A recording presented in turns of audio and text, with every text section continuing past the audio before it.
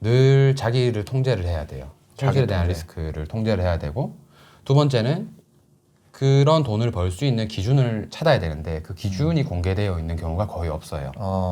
뭐 예를 들어서 절대적인 비법이 있는 투자법, 100% 수익만 날 수 있는 투자법은 없어요. 전 세계 어디에서도 그런 투자법을 가지고 투자를 하는 사람은 없어요. 그러겠죠. 네, 그렇다면 대한민국 제일 큰 부자가 주식하는 사람이어야 되는데 그렇지 않잖아요. 네네. 그래서 여러분들이 보시는, 그리고 대부분 사람들이 보는 대부분의 수익 난 계좌들만 보여지는 것들은 그 사람들이 수익 난 것만 올려서 그런 거예요. 손실 난 거를 숨기니까, 안 올리니까. 실제로 그런 방법은 없기 때문에 손실 났을 때 손실을 인정할 줄 아는 그런 방법들도 배워야 되는데 손절을 대부분의 사람들이 못 하는 거예요. 손절하지 말라는 경우도 많잖아요. 그런 분들도 있죠. 나는 뭐 손절 안 하고 끝까지 수익을 내서 잘 여태까지 왔다. 네. 그런데 그런 분들이 만약에 과거에 대우부터 시작해서 대우조선해양이나 지금 사양 산업을 걸고 있는 회사들에 투자를 하게 되면 그건 손절을 해야 되는 거잖아요. 내 판단의 미스였으니까. 제가 이거를 네. 들으면서 지금 느낀 건데, 네. 그 손절을 하지 않는다라는 것이 부자가 된다라는 거랑 거리가 있구나라는 걸 네. 알게 됐어요.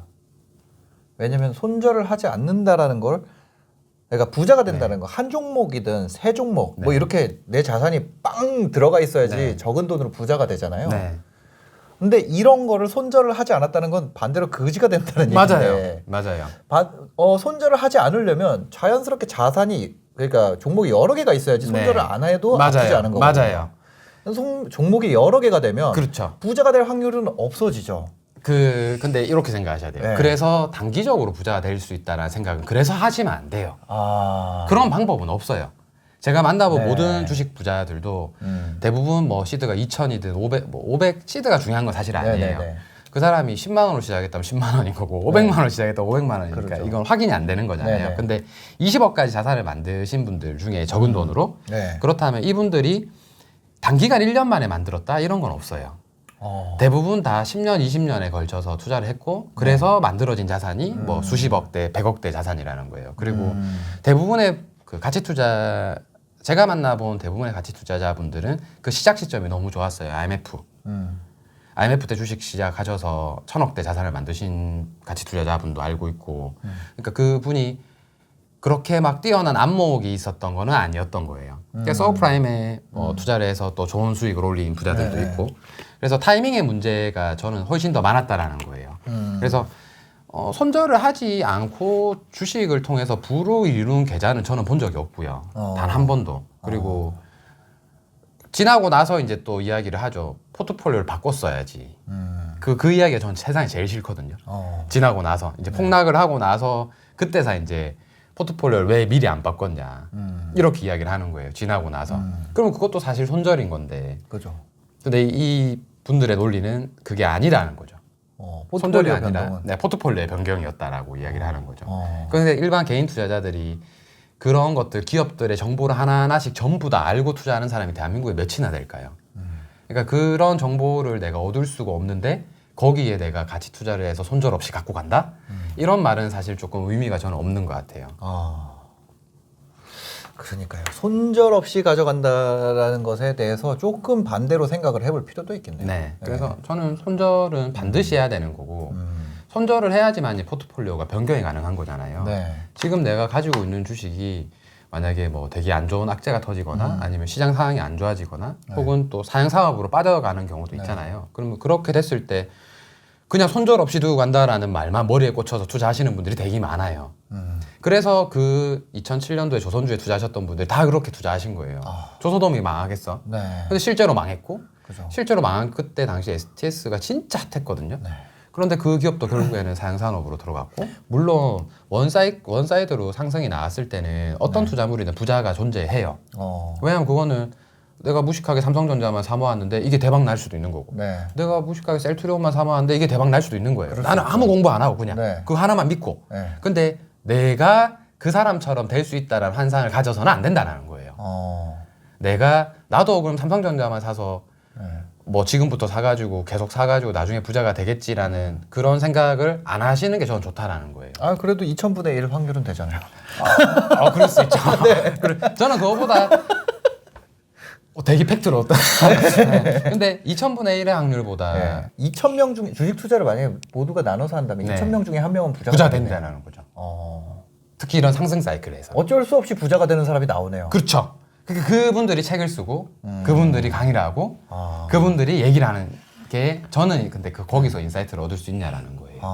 제가 그런 분들 강의를 수천 번을 다녔거든요. 네.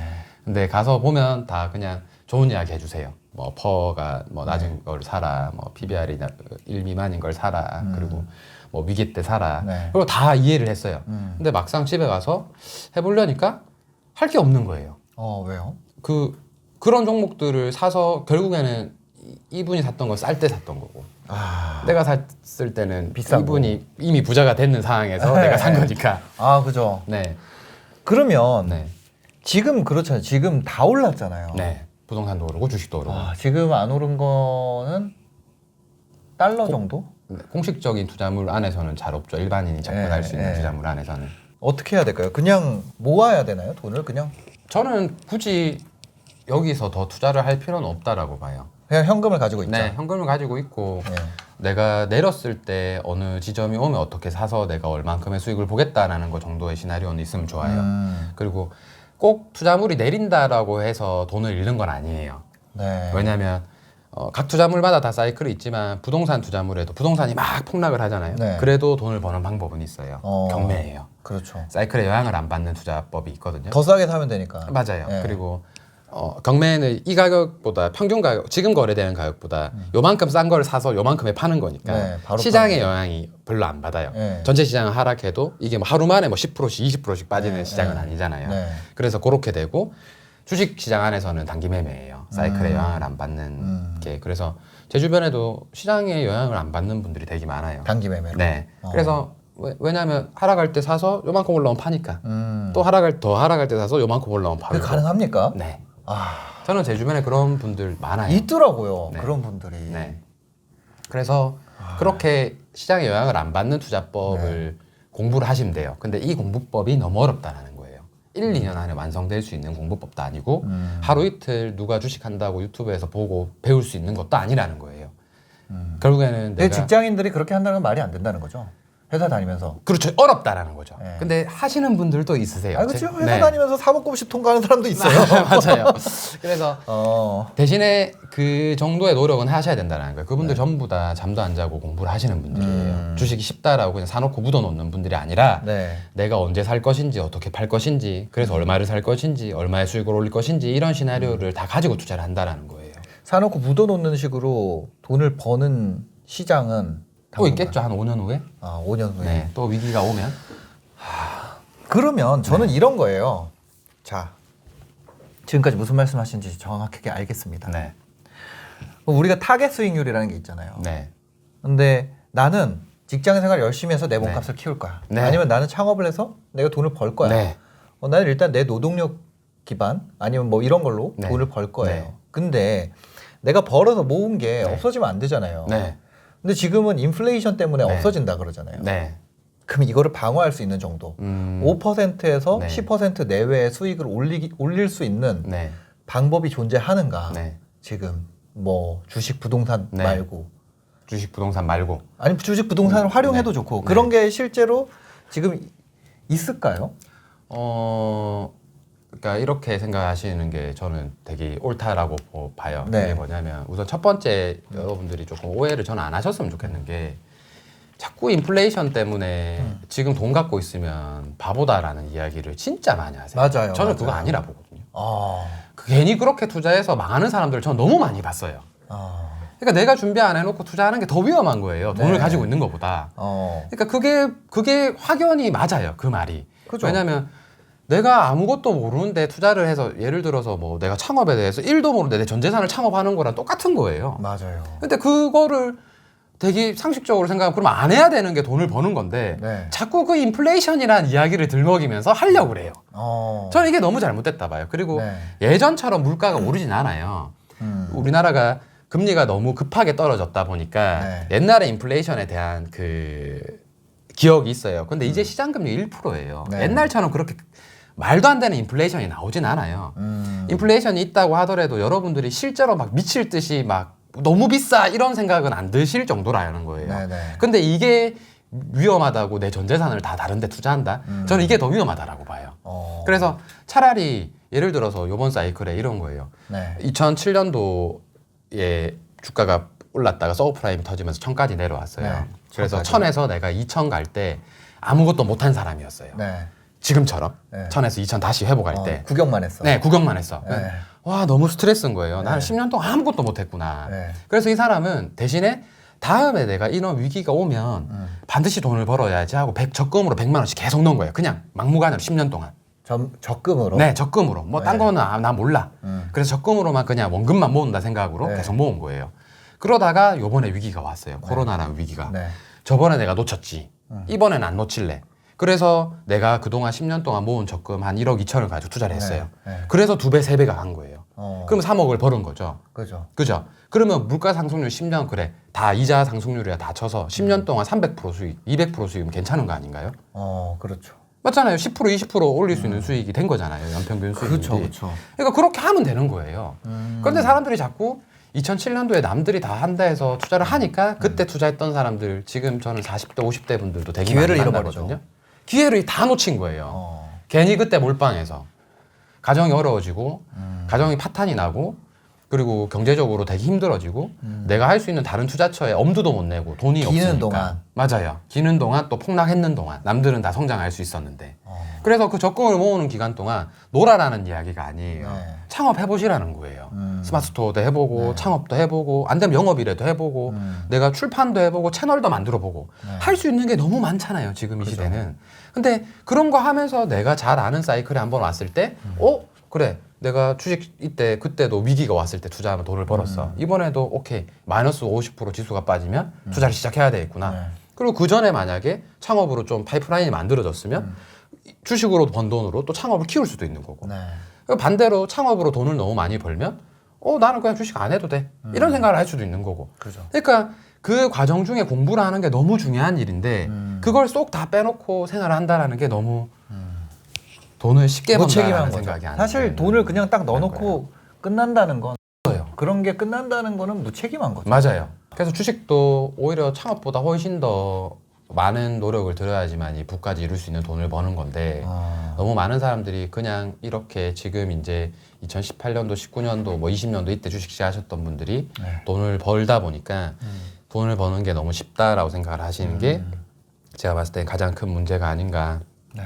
그래서 이 시기가 또 지나면 제가 과거에 주식을 공부하고 투자를 했을 때 되게 안 좋은 편견을 많이 받았어요. 어떤 그러니까 주식한다 그러면 돈 욕심 많고 네. 사기꾼이고 이런 주식한다 그러면 좀 그런 게 있죠. 네 진짜 많았어요. 네. 예전에 지금보다 훨씬 심했어요. 지금은 요즘엔 부동산 한다 그런 그런 느낌이 있죠. 그래서 그런 네. 진짜 너무 많은 편견에서 살아왔어요. 근데 이제 조금 그 편견이 깨졌거든요. 많은 네. 분들이 나와서 주식에 대한 좋은 이야기도 하고 좋게 잘 설명하고 그래서 주식이나 돈에 대한 공부를 반드시 해야 된다라는 이야기를 되게 많이 해주셨어요.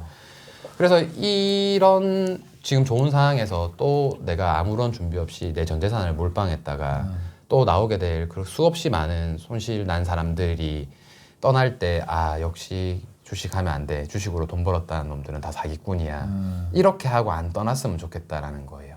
저는 하락장에 안 올 줄 알았어요. 언제? 제가 2009년 11월에 시작했다 그랬잖아요. 네. 지금까지 하락장이 없었어요. 그러니까 코로나 네. 전까지. 네, 맞아요. 2018년에 흘러내리는 네. 정도? 뭐 네. 그 정도였고 그냥 박스였잖아요. 네, 맞아요. 그래서 저는 주식 시장은 원래 박스인 줄 알았어요.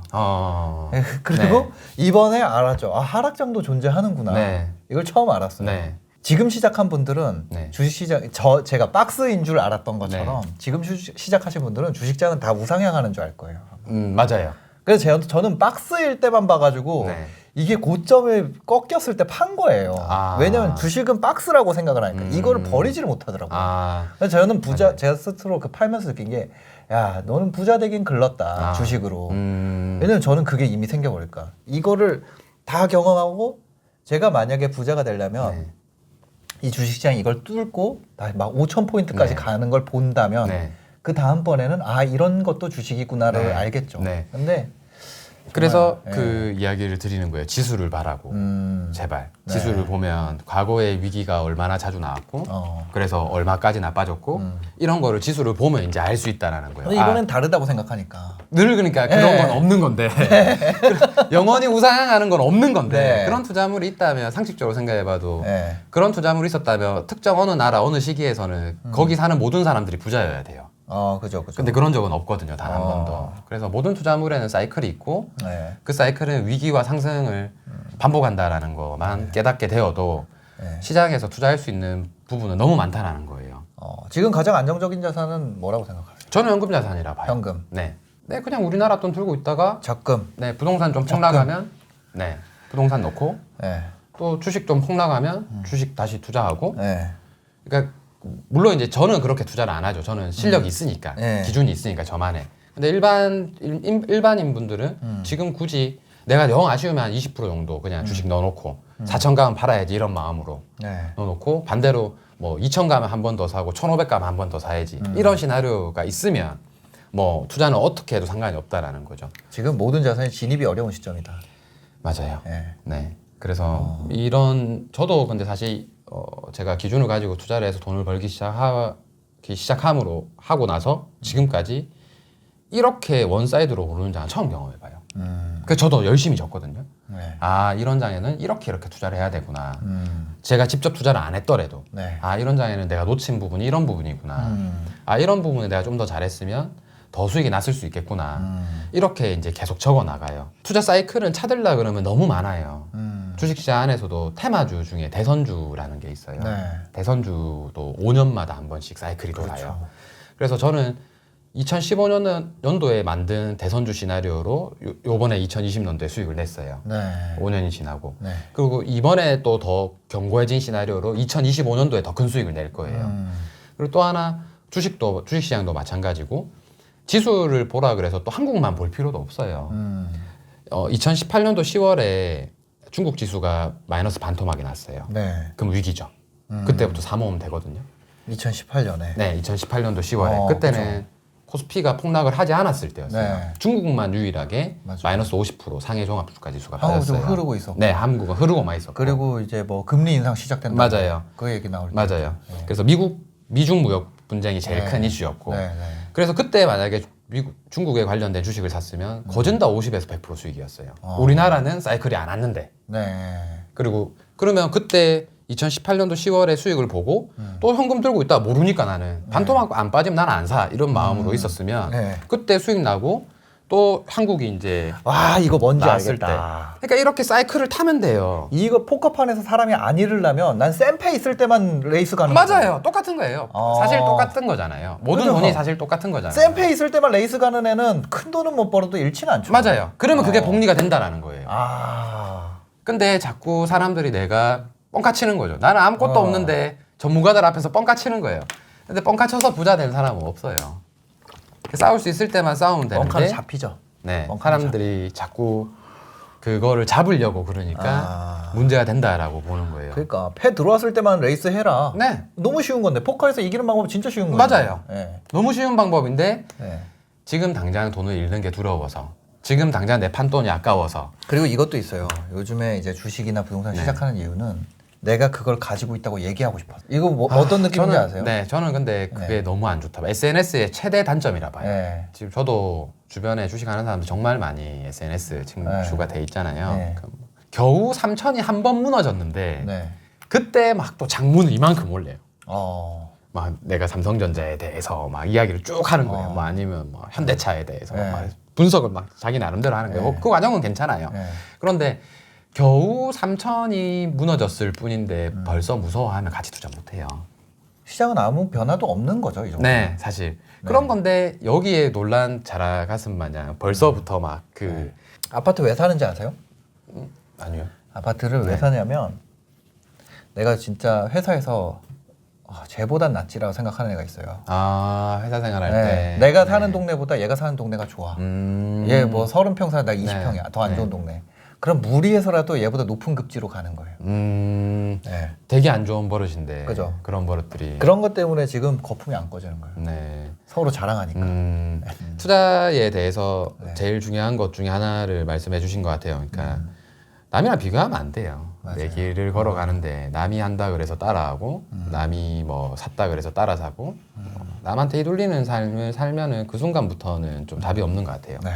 그래서 내가 할 수 있는 일 안에서만 잘하는 거. 그래서 직장을 다니는 것도 저는 되게 좋은 투자자라고 생각을 해요. 네, 네.